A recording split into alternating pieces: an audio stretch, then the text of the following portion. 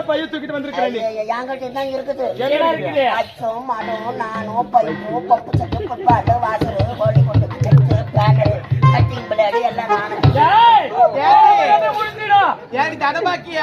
கட்ட போட்டுதோ.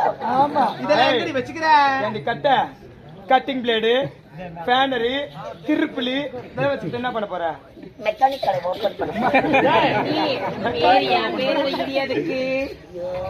என்ன வாய் அது